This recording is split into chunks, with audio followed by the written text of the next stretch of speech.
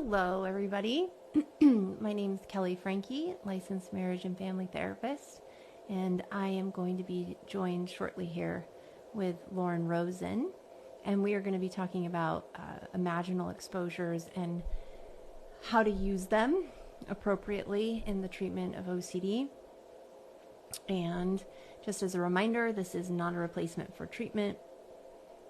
This is for education purposes only. And let me just invite Lauren here.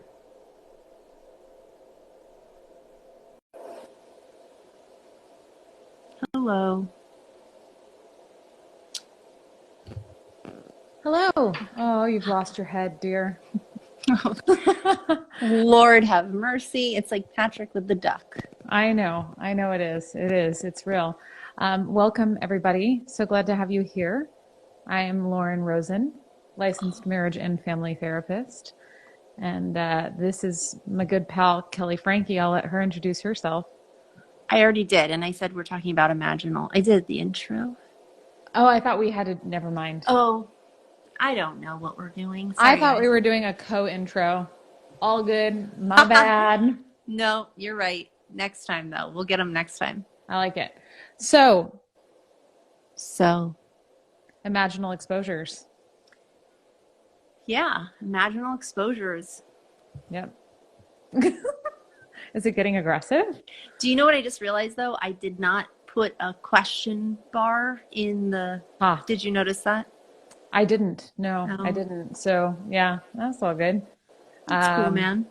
So if anyone has a question, throw it in ye old question mark box. Yep. And I will try to figure out how to push it. But Happy anyways, OCD Awareness Week, everybody, by the way. Yeah, this is the kickoff. Official. Well, Super actually, official. yesterday. That's true. Yeah, it is day 2. I missed day 1, so here we are. But every day is OCD Awareness Week in my world. And we were in a conference all weekend, too, on OCD. So it turns out, yeah. Okay. Yep. So imaginal exposures. Imaginal exposures. Do you want to kick it off for us here? Sure. So when we talk about imaginal exposures, generally there are 2 overarching categories for exposures. There's in vivo. Sorry, my hands are far away. In vivo and imaginal. In vivo is, I believe it means in real life. It's Latin, I think.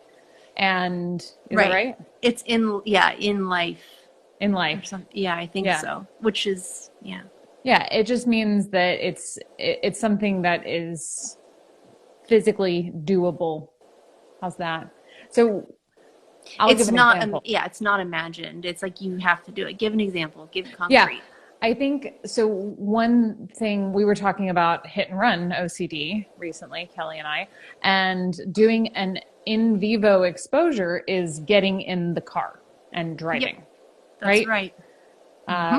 We talk about it a lot too with phobias, right? If you have a fear of dogs, you do an in vivo exposure to dogs. You go hang out with dogs. But actually, the hit and run OCD is a good example because there's in vivo, but there's also an imaginal component that you can work in. And so the imaginal side of things is where we basically create a story. A really good one. Oof, it's a rough story. I'm not gonna lie. It's a sad story. And it usually doesn't end happy.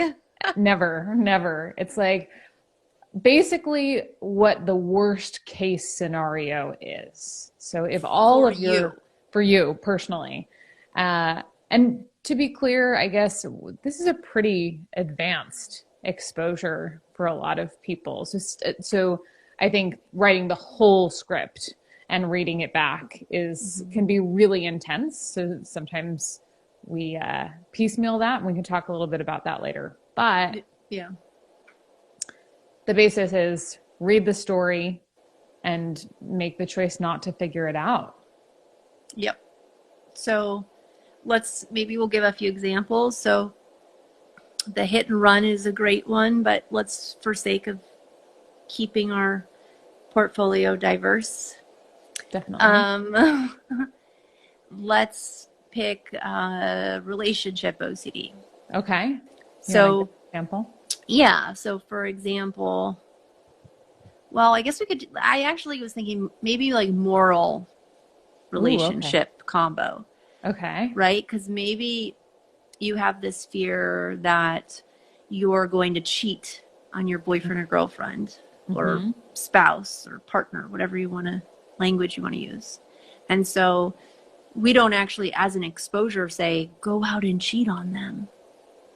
Right. But we do want you to write a scary story about it. And for some people, it depends. If it's the moral screw stuff, then it's, I'm a bad person, right? I've done something, I've harmed them some way, or it's indicative of me of being a horrible human. Yep. If it's related to like maybe existentially stuff, it might be, right, like this person, I find out that this is the right person for me and I've just wasted all this time in my entire life with this other person, and how tragic. My life is unfulfilled. Didn't live my best life. Didn't live my best life. Waste. Done. Yep. Goodbye, life. Goodbye. Oh my gosh. I don't know why that one hit me right in the funny bone. Okay. Oh, good. Goodbye. Good. Oh, I gotta kiss all those years goodbye. No, but that's, I mean, yeah, good examples for sure. Yeah. And people have this idea that maybe sometimes we have to write this very detailed story, and it doesn't need to be that way. No. It could just be like the meat and bones of it, right? It could be 3 sentences, honestly, if you really want to get down to the nitty gritty. However, some people need to go a little further and say like, and I, woke up this morning and I just knew that I wasn't who I was supposed to be, or I wasn't real, and none of this is real. Yeah. And I felt like I wasn't in my body. Yeah. And you go into like the feeling stuff. Well, anyways, Lauren, you,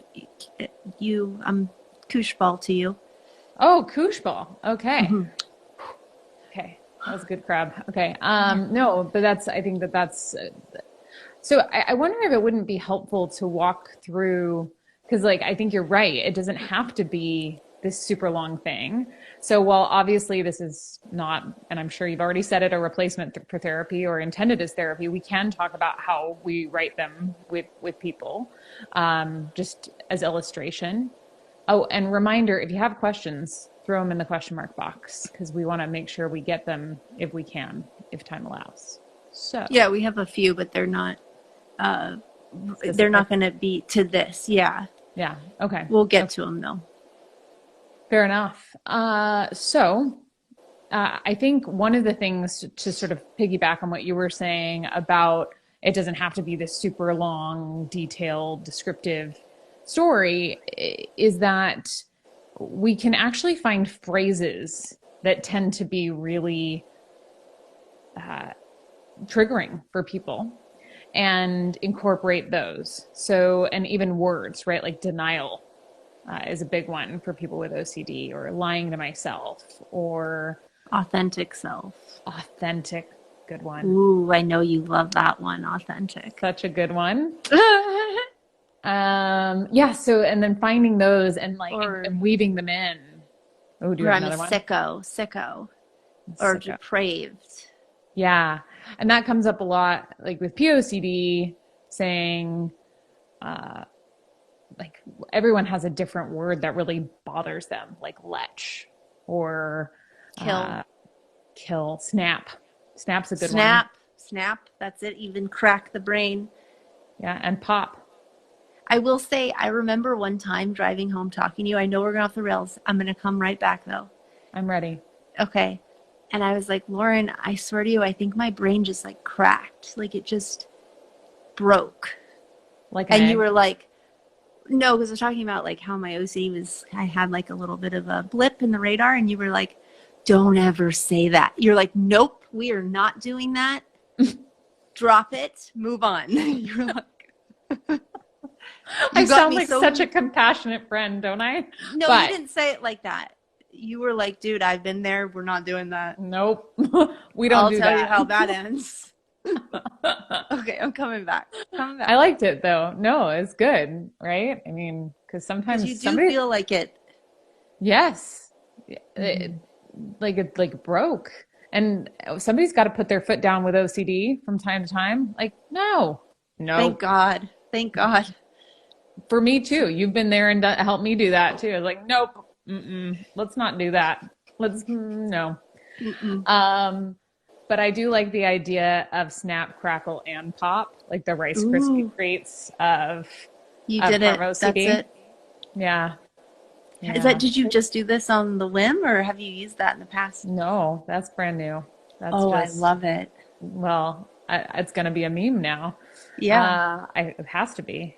Hmm. Um, So so phrases that yeah, are triggering. phrases that are triggering. I like, and what I was kind of getting at the beginning is I like to go in slowly too and just do words like we've talked about on a number of Hmm. episodes, and then sort of build our way up and maybe do a phrase or maybe a couple phrases before you're just reading the imaginal so that you can build that muscle of going, I'm not figuring that out right now. That's exactly right. Because the last thing we want you to do is sit there, do all the hard, heavy lifting, Yeah.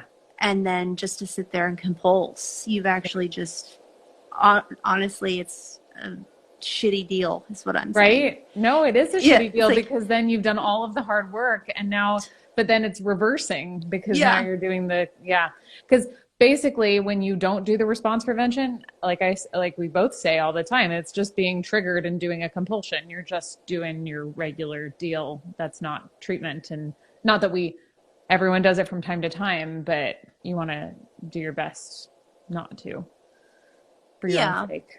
And I think early on in treatment, it's quite hard to just not do mental compulsions, the acrobats. So even in session, like, reading it together and asking clients what's coming up for you right now, right? Because you Yep. kind of get the blank stare.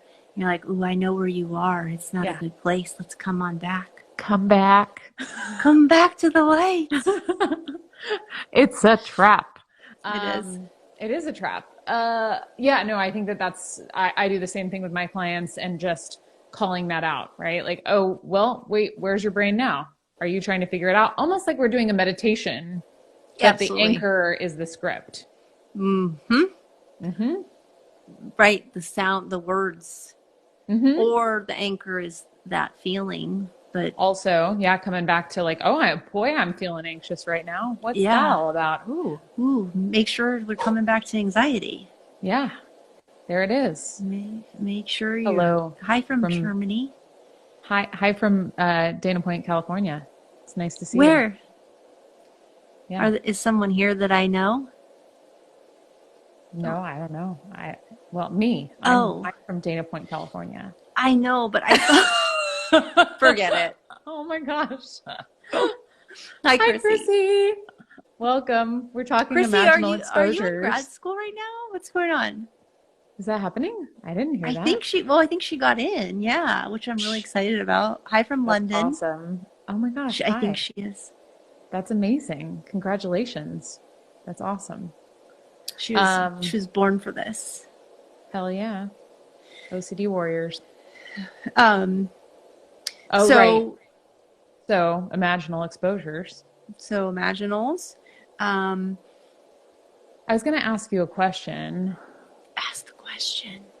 but I forgot it. Okay, so wait, let's talk about how to create an imaginal though, because there are several types, and we've talked about this briefly in other episodes, but you can use languaging like this bad thing is going to happen, or Mm-hmm. you can also use this bad thing might happen. Mm-hmm. And either can work depending on the circumstance. That being said, the maybe has to be implied somewhere, right? That we're not taking this as fact is really an important part of the process, because otherwise, of course, you're going to respond versus, okay, well, this is a possibility. Right. Maybe I will waste my life with the wrong partner and never be happy. And So just to rewind a little bit, it's important to get to the core fear. mm-hmm. So a lot of people think that, they kind of take it at surface level, like maybe the fear is related to a few things, right? Like, so an example we heard, I'm not going to use any names here, and I'll change the story a bit, but over the conference, someone was consulting with us. It was related to the fear of being a pedophile, but also the other fear was going to jail. And so what's the point in even doing the exposures? Then we also have shame on board, which can trigger depression. So there's a lot, like Lauren says, that's like it's a slippery one. So with that, it's saying we got to keep all that in mind. So this is why being with an OCD therapist is very important, because there's a lot of nuances in this type of work we do. So it's like, it's saying, and then what would happen, right? And then what would happen? So, okay, so someone found out you were a pedophile. That would be horrific. Then what would happen? Then I would go to jail.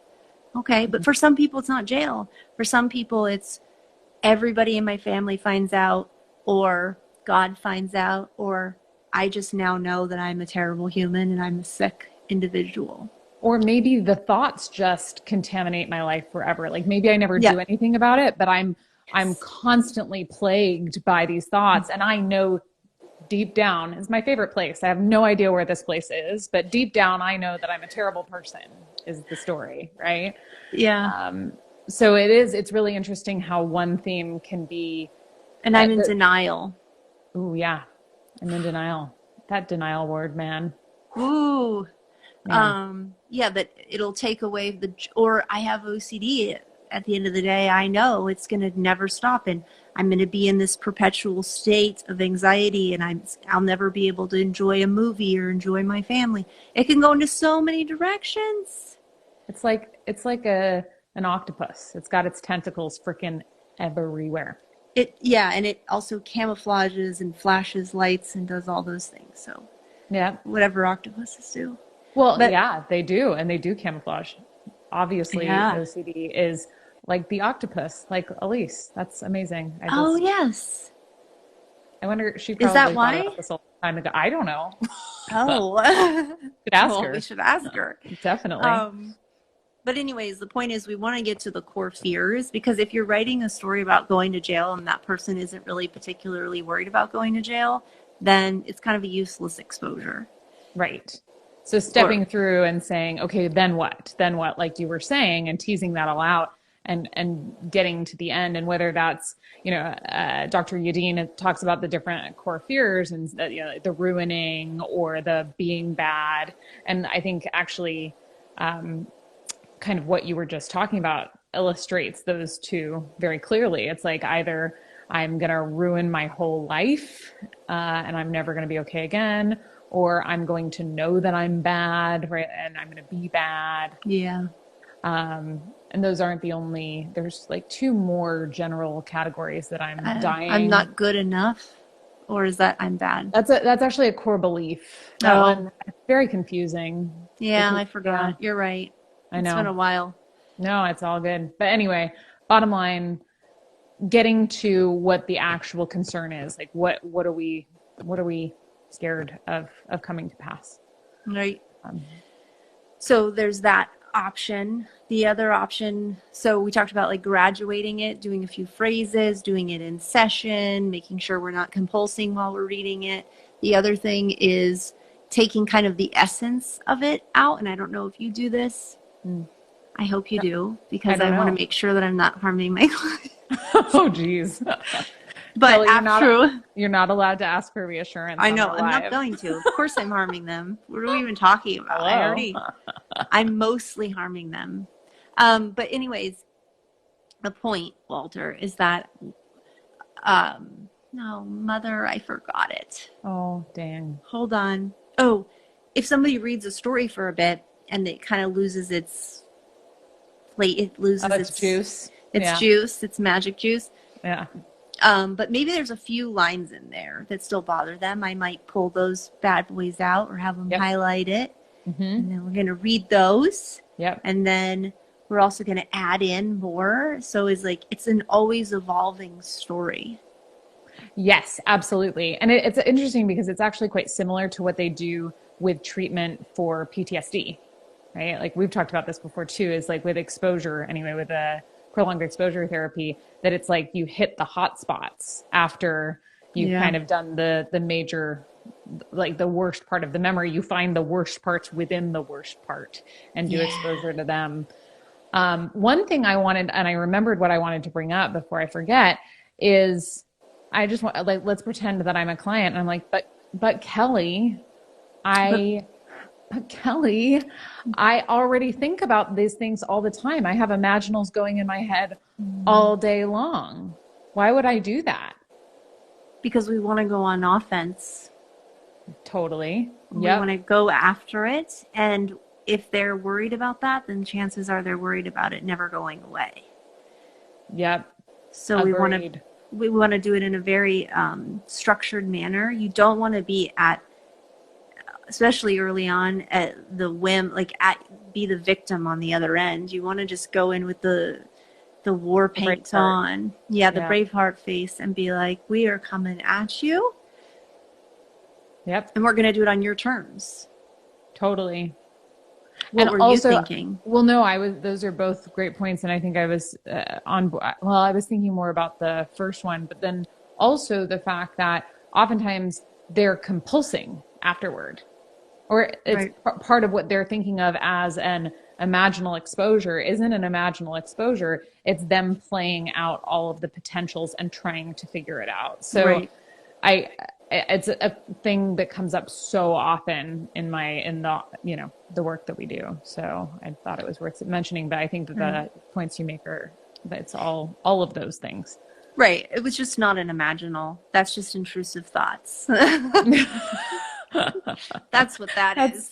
Well, and it's mental rumination, right? It's like, yes, you can ask a question live. Yes. By the way, can you throw it in the question mark box? That would be great. It's hard to keep track of all of the comments as they come through. So if you have a question that we haven't answered, you can throw it in the question mark box too. And also just a quick reminder. I don't know if I even brought it up, is that my daughter has the day off because it's Columbus Day. And who knew that was... Yeah. Well, is that worth celebrating? It's Indigenous people. I refuse to call it Columbus Day. I don't even want to. Like, really? I know. Okay.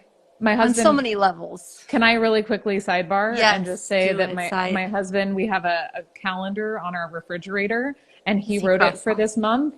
No, and he wrote... I walked up to it, I don't know, maybe a couple weeks ago at the beginning of October, and I see on one of the days it says, Columbus was an asshole. Yes, he's like, was. Hey, you guys are Indians, right? And they're like, no, we're not. Like, no, this is India. No, this is fucking India. Why are you bringing your smallpox? Get away from me, you motherfucker. Sorry. Yeah. I didn't say that. That just was an axe. Tourette's. I'm just kidding. No, that's not funny. On the rails. Well. Okay. It's not though. But anyways, point is, I only have a couple more minutes, and there are a few questions. They're not related to Imaginal. Someone did talk about POCD though, and I think it's worth bringing up. They're talking about how to accept them and the theme. And I would just say, go to our previous recorded live on IGTV or YouTube, and you will find a whole hour, my friend, of all this content. But with that said, something that I really like from the book Everyday Mindfulness with OCD by John Hirschfield and Charlotte Nicely, they talk about this in particular, the imaginal exposures, because with shame and POCD stuff, there's a lot of sadness and shame, right? So we don't want to necessarily, we don't want to go at it as, we want to do it a little more compassionately, right? Mm-hmm. And we want to be more of this may or may not be the case. You go heavier on that side if more depression symptoms show up. Yeah. Right. If the person is just crying the whole time, while that's good, we want to expose ourselves to all the distressing feelings, but sometimes it can become almost detrimental, the imaginals. It's like too much, right? It's too overwhelming. And the way Shala and John describe it is kind of adding in heavier the may or may not at the beginning, and then slowing that, tapering. I love that. Yeah. What a great contribution to this conversation. Thanks for bringing that in, because you're right that there's so much focus on This is happening. things, right? Yeah. And it's so scary. They're scary stories. And so bringing in the may or may not as a way to ease in, and then, going from there is a great idea. Again, it's all nuanced though. Yeah. So not to say the other themes are not just as difficult, by the way. It's just with that one, you're going to see more symptomatic depression as well. Yeah. Yeah. Okay. So then maybe, I don't know if we, do we have time for this question quickly? Yeah. Yeah. So how do you differentiate imaginal exposure versus an obsession or bad intrusive thought? Well, I think, Lauren, do you want to answer this? Because I think you kind of already I did think it's on some level. Related to what both of us were saying before, which is that the imaginal, usually what we're talking about there is a more structured exposure anyway. So whether that's a script that you're listening to on repeat, or you're reading for a prolonged period of time, or even a notification that pops up on your phone that's like, you might be a serial killer, right? That it's something that's planned. Obviously they're going to be unplanned, but the idea is to bring on the intrusive thoughts. So the imaginal exposure is something that it could actually directly mirror an intrusive thought, because what we're trying to do is bring them on so that you have the opportunity to accept the thought, accept the feeling, and continue on about your life. Right. Exactly. Do you have anything to add on that? No, I think you nailed it. A lot of the other stuff isn't related to this content. I'm so sorry, you guys. And on top of that, I do have to run here. Yep. But we will do another Q&A. It's general Q&A soon. Yes. Yep, especially absolutely. Since it's OCD Awareness Week. Maybe we can squeeze one in depending on our schedules aligning. For sure. And we have some interesting stuff coming up. So yeah, we have some really exciting stuff, guys. We do. So stay tuned. Keep tuned? That's not a thing. Stay tuned. Stay tuned. And also, just to add one more thing I just thought of with Imaginal, is that it's important. The reason why we do imaginals, which I think we talked about at the beginning, but we didn't fully complete the thought. You're right. Is that we do them when we cannot recreate it, meaning it's a future event. Fear is, at the end of my life, I realize I've wasted all this time. If we are trying to do something illegal, like killing people is usually not a good idea. Yeah. Just saying. Probably not something you actually genuinely want to do on a values level anyway. I mean, right. Obviously may or may not, but yeah. Right. So future events, so we can't do it. And the other thing is, and harming somebody or illegal, whatever. And then lastly, unless there's another one I don't know of, is something that's cannot actually be done, like existentially flavory stuff or emotional contamination, right? I had a bad, quote unquote, bad thought and associated with touching this Kleenex box. Now this Kleenex box is bad. And when I say bad, it could be anything. It could be a person's name. It could be a scary thought. It could be anything. So are those the three main? I think so. Okay. And as we mentioned before, they can both be used in tandem. So absolutely, you can be, taking a walk by a school if you happen to have POCD, and then listening to a script, right? That's going to actually be more supportive than either of those exposures individually. And you don't have to start there, but that could be something. No, that's that's the top guy. Yeah. Woo-hoo. Yeah. All right. Okay. Thank you all for joining us. Yep. And please, if you asked a question today that we didn't answer because it's not part of the topic, you can feel free to send us messages about topics you'd like to see covered in future episodes, or check out our YouTube channel where we've got a fair amount of past episodes at this point that cover a wide array of topics. Right. So I think the question was related to dissociative stuff and identity. So if you look at the existential one, if you look at, did we do mental health obsessions? I can't remember. It's somewhere in there, though. It's somewhere in there. And you can just, message us, like Lauren said, and we'll send you in the right direction. Yep, absolutely. Okay. Thank you for joining us all. Happy OCD Awareness Week. Happy OCD Awareness Week. Okay. Adios, guys. Bye.